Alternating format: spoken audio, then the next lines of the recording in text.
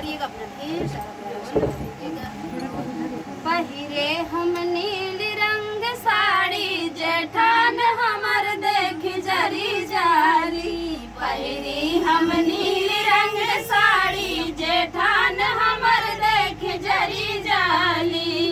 जब हम आई सखी अपने नैहरवा में, जब हम आई सखी अपने नैहरवा से, लाई हम ढेर ढेर साड़ी जेठान हमर देख जरी जाली।